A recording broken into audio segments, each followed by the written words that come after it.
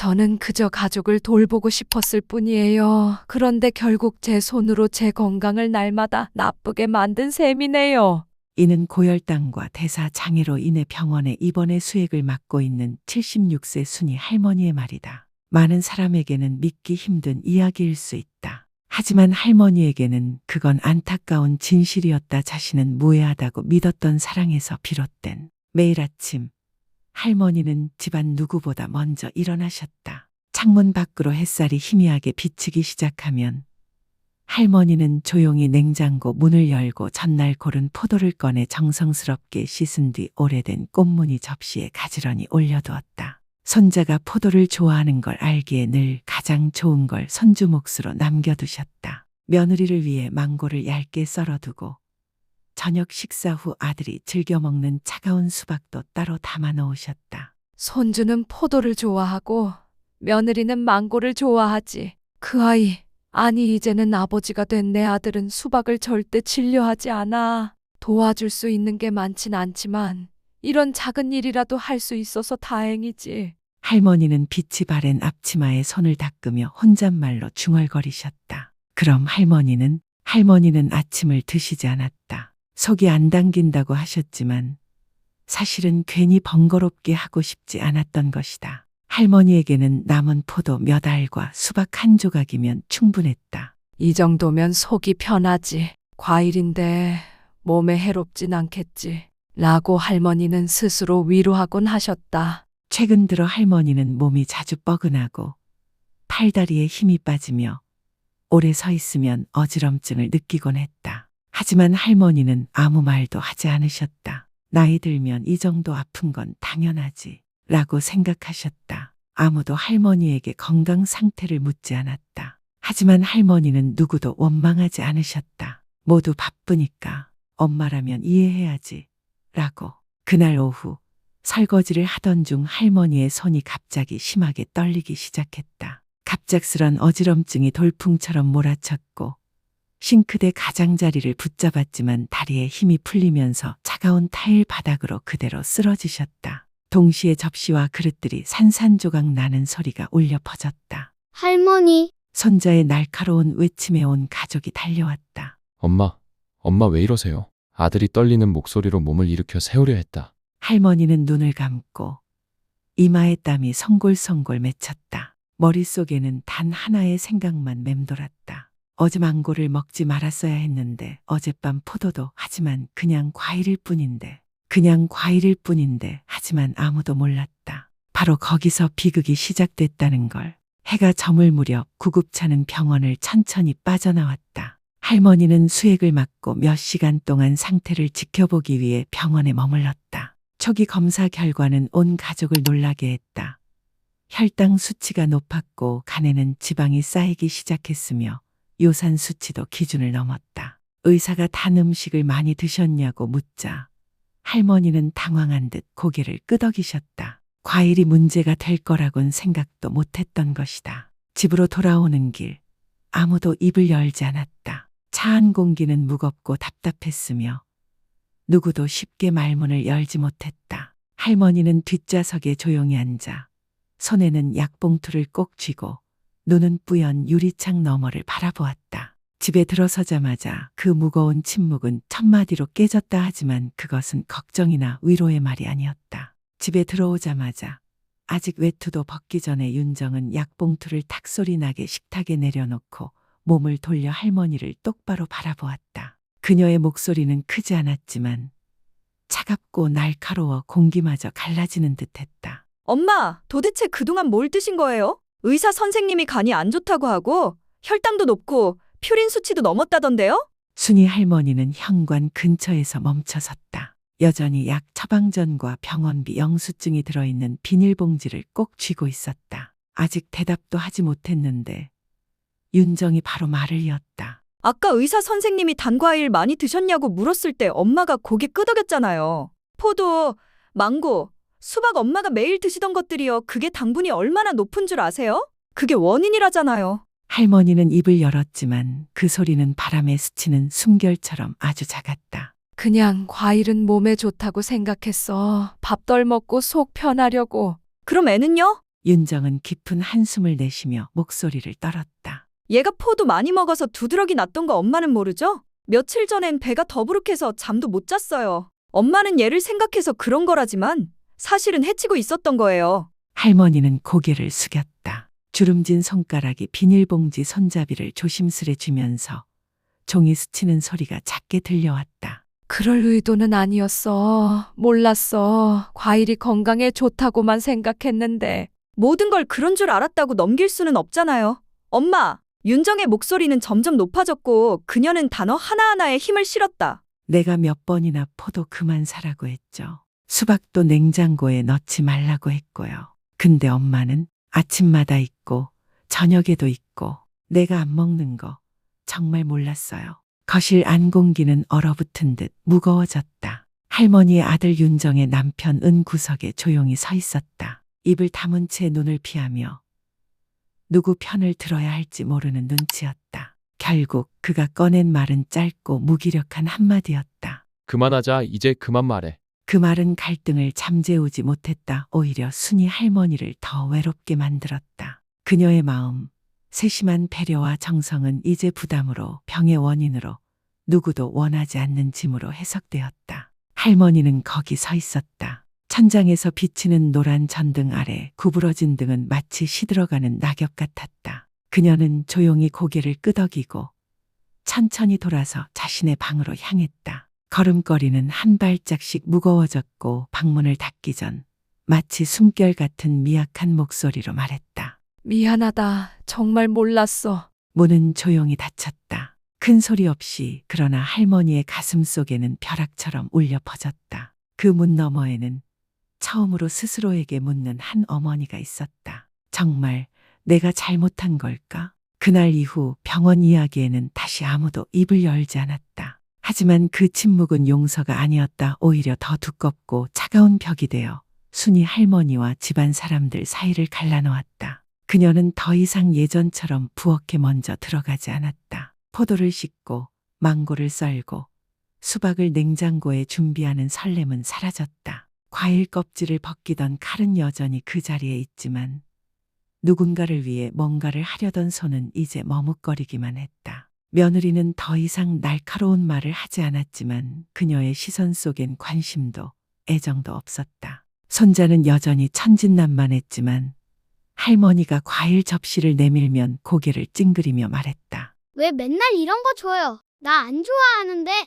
시선 하나, 말 한마디, 침묵 하나하나가 모두 변해갔다. 오직 순이 할머니만이 그 자리에 그대로 있었다. 사랑하는 마음과 점점 커져만 가는 마음속 공허함과 함께 그날 병원에서 돌아온 이후 순이 할머니는 더 이상 분주한 모습으로 부엌에 들어가지 않았다. 이젠 아침마다 들리던 과일 껍질 깎는 칼소리도 잘 익은 망고 향도 냉장고 문 여는 조용한 소리도 사라졌다. 그녀가 쓸모있는 존재라고 느꼈던 그 부엌은 이제 그녀가 조용히 스쳐 지나가는 차가운 공간이 되었다. 하지만 할머니는 완전히 놓을 수 없었다. 어머니이자 할머니인 사람의 사랑은 전등처럼 쉽게 꺼지지 않는다. 그녀는 조용히 좋은 과일로 바꾸기 시작했다. 키위, 자몽, 방울토마토, 아보카도. 의사가 말하길 당분은 적고 식이섬유는 많아 노인에게 좋은 과일들이다. 할머니는 이른 아침 시장에 나가 평소보다 오래 서서 라벨 하나하나를 꼼꼼히 읽었다. 손이 떨려 키위를 바닥에 떨어뜨리기도 했지만 조용히 주워서 가볍게 털고 다시 봉지에 담았다. 집에 돌아오면 과일 하나하나 정성스럽게 손질했다. 키위는 꽃 모양으로 썰고 방울토마토는 깨끗이 씻어 꼭지까지 남겼으며 아보카도는 얇게 저며 부채꼴 모양으로 예쁘게 정리했다. 접시 하나하나는 조용한 사과였고 모든 것이 제대로 다시 하려는 그녀의 노력이었다. 가족이 원하는 방식대로. 하지만 그 접시를 식탁에 올려놓았을 때 누구 하나 고개를 들어 쳐다보지 않았다. 손자는 뛰어가다 키위를 보고 얼굴을 찡그렸다. 할머니, 이거 싫어요. 나 포도 먹고 싶단 말이에요. 할머니는 가볍게 웃으며 손자의 머리를 쓰다듬었다. 포도는 많이 먹으면 안 좋아. 이게 훨씬 좋단다. 한 입만 먹어봐라. 싫어요. 아이는 그렇게 말하고 자리를 떠났다. 그 자리에 남은 건 손에 숟가락을 든 채 멈춰선 할머니뿐이었다. 저녁이 되자 할머니는 식탁에 앉지 않았다. 배가 고프지 않다고 했지만 사실은 자신이 어디에 앉아야 할지 몰랐기 때문이다. 네 사람을 위한 식탁. 나머지 세 자리는 이미 차 있었고 자신의 자리는 예전에 앉았다가 며느리에게 들었던 말이 떠올랐다. 엄마는 먼저 드셨잖아요. 제가 치울게요. 누구도 할머니에게 자리를 피하라고 하진 않았다. 하지만 누구도 함께 앉으세요라고 말하지 않았다. 할머니는 알았다. 그래서 말없이 자신의 방으로 돌아갔다. 복도 끝 작은 방. 빛이 희미하게 들어오며 옷장 모서리의 먼지와 마룻바닥에 희미한 흠집만이 보이는 공간. 어느 날은 키위 접시를 들고 공부 중인 손자의 방에 들어가려 했다. 하지만 문고리에 손을 얹는 순간 안에서 들려온 며느리의 말. 조용했지만 분명히 들렸다. 엄마, 지금 공부 중이에요. 산만해지니까요. 할머니는 한참 그 자리에 서 있었다가 천천히 손을 내리고 돌아섰다. 접시 위에 키위는 수분이 맺히기 시작했다. 방으로 돌아온 그녀는 그 접시를 조용히 탁자 위에 내려놓고 해진 수건으로 하루 종일 참고 참았던 눈물을 조심스럽게 닦아냈다. 그날 밤 잠이 오지 않았다. 할머니는 침대 옆 서랍을 열고 오래된 수첩 하나를 꺼냈다. 표지는 떨어져 나가고 종이는 누렇게 변해 있었다. 손자가 태어났을 때부터 적어온 수첩이었다. 첫 이유식, 첫걸음마, 유치원 첫날, 좋아하는 과자, 알레르기 있는 음식. 첫 장에는 연필로 삐뚤삐뚤 써내려간 문장이 있었다. 떨리는 글씨지만 사랑은 선명했다. 5살 포도를 처음 먹은 날 하루 종일 웃음. 그 문장을 다시 읽으며 할머니는 웃음을 터뜨렸지만 입가에는 짠맛이 섞여 있었다. 이제는 바로 그 포도 때문에 혼이 났다. 사랑하려던 마음이 해를 끼친다는 비난으로 돌아왔다. 수년간 쌓아온 마음을 뒤집어 생각해 본 적은 한 번도 없었다. 자신의 진심이 언젠가는 밀려날 수도 있다는 것. 아기가 아닌 단지 더 이상 필요하지 않기 때문에 할머니는 수첩을 덮고 창밖을 바라보았다. 가로등 불빛이 벽에 희미한 그림자를 만들고 있었다. 마치 누군가 뒤돌아 걸어가는 형상처럼. 그녀는 그저 가만히 앉아 있었다. 더 이상 할 말이 없어서가 아니라 누구도 더는 들으려 하지 않기 때문이었다. 그날 오후 흐린 하늘은 마치 윤정의 마음을 닮아 있었다. 그녀는 유치원에서 아들을 데려왔고 아이는 창백한 얼굴로 힘없이 걸었다. 차에 타자마자 아이는 배를 움켜쥐며 말했다. 엄마, 배가 아파요. 아까 포도를 너무 많이 먹었어. 윤정은 즉시 아이를 데리고 병원에 갔다. 진료실에서 의사가 말했다. 아이들이 단과일, 특히 포도를 너무 많이 먹으면 배가 더부룩해지고 혈당이 빠르게 올라 피로와 소화 장애로 이어질 수 있어요. 그 말을 듣는 순간 그녀의 가슴은 누군가에게 꽉 쥐어진 듯 답답했다. 그것은 바로 시어머니에 대해 의사가 했던 말이기도 했다. 그리고 어머니께서 그녀에게 직접 했던 말이기도 했다. 하지만 그때 그녀는 무시했었다. 그 순간 윤정의 머릿속에는 키위 접시를 들고 이게 더 좋아 라고 부드럽게 말하던 시어머니의 모습이 떠올랐다. 집에 돌아오자 윤정은 냉장고 문을 열었다. 그녀의 눈에 가장 먼저 띈 것은 껍질이 정성스레 벗겨지고 꽃 모양으로 예쁘게 정리된 키위 한 트레이였다. 그 옆에는 자몽이 알알이 나뉘어 접시에 담겨 있었다. 하얀 맛까지 거의 완벽하게 벗겨진 상태였다온 가족을 돌보며 살아온 손길에 인내심이 깃든 작업이었다. 그녀는 조심스럽게 그것을 들어 올리고 랩을 천천히 벗겼다. 과일은 여전히 신선했다. 오늘 아침에 막 준비된 듯했다. 하지만 아무도 먹지 않았고 어머니도 아무 말도 하지 않으셨다. 윤정은 거실로 나왔다. 그때 탁자 위에 병원에서 출력된 한 장의 종이를 보았다. 제목은 노인을 위한 건강한 식단 가이드였다. 빨간 펜으로 밑줄이 그어져 있었고 옆에는 키위는 장에 좋음, 자몽은 간 기능 지원, 아보카도는 심장에 도움이라는 주석이 삐뚤하지만 정성스러운 글씨로 적혀 있었다. 그녀는 그것이 시어머니의 글씨체임을 단번에 알아보았다. 그 순간 윤정은 목이 꽉 막히는 듯한 느낌을 받았다. 시어머니는 이미 변화하려고 애쓰고 있었던 것이다. 조용히 의사의 말을 따라가며 가족이 바라는 어머니, 할머니가 되기 위해 노력하고 있었던 것이다. 그 대가로 돌아온 것은 침묵, 무관심, 그리고 거리감뿐이었다. 가장 사랑하는 사람들로부터. 그녀는 조용히 발걸음을 옮겼다. 누군가 깰까 조심하는 듯한 걸음이었다. 그리고 시어머니 방 앞에 서서 잠시 머뭇거리다 조심스레 노크했다. 아무런 대답이 없었다. 그녀는 문을 열었다. 창가에 앉아 계신 시어머니가 보였다. 저녁 햇살이 창문을 통해 들어와 흐린 유리를 지나 그녀의 얼굴 위에 희미한 노란빛을 비추고 있었다. 할머니는 오래된 수첩을 들고 계셨다. 윤정이 들어오자 그녀는 조용히 수첩을 덮고 아무 일도 없었던 듯 미소를 지었다. 왔구나? 엄마 방금 당뇨병 환자 식단표 좀 보고 있었어. 조금 있다가 정리해서 보여줄게. 윤정은 천천히 다가가 할머니 옆에 앉았다. 가까이서 보니 할머니의 눈가는 어둡게 꺼져 있었고 손은 전보다 더 마르고 주름졌다. 하지만 그 눈빛은 여전히 온화했다. 단지 이제는 조심스러움이 더해진 듯 누군가의 허락 없이는 사랑을 표현하지 못하는 눈빛이었다. 엄마, 윤정은 조용히 말했다. 죄송해요. 엄마 마음을 이해하지 못했어요. 할머니는 살짝 놀란 듯 물었다. 왜 그래?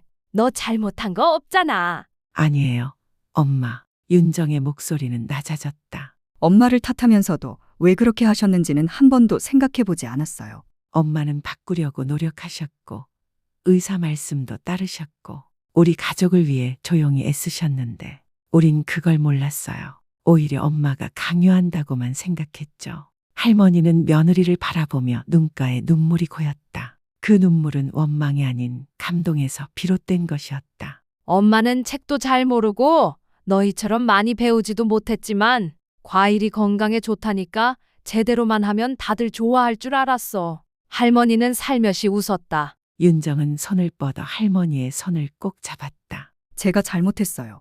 엄마가 가르쳐 주세요. 신맛 안 나는 키위 고르는 법, 자몽 안 쓰게 까는 법. 이번엔 우리 가족 모두 제대로 먹어요. 하지만 엄마 혼자 하게 두진 않을게요. 몇 달 만에 처음으로 할머니는 진심으로 웃었다. 칭찬을 받아서도 도움을 받아서도 아닌 드디어 누군가 자신을 이해해 주었다는 느낌 때문이었다. 주름진 손이 며느리의 손을 살짝 감싸 안았다. 끊어진 줄 알았던 연결이 다시 이어지는 순간이었다. 그날 저녁부터 아무도 할머니가 준비한 과일을 피하지 않았다. 더 중요한 건 아무도 더 이상 할머니를 외면하지 않았다. 집안의 분위기는 어느 날 갑자기 바뀐 것 같진 않았지만 분명 무언가 달라져 있었다. 손자는 더 이상 키위에 인상을 쓰지 않고 호기심 어린 눈으로 물었다. 할머니, 이 까만 씨 있는 과일인데 왜 이렇게 맛있어요? 할머니는 다정한 눈빛으로 손자를 바라보며 미소 지었다. 며느리는 자주 할머니 방에 들러 자몽 고르는 법을 묻거나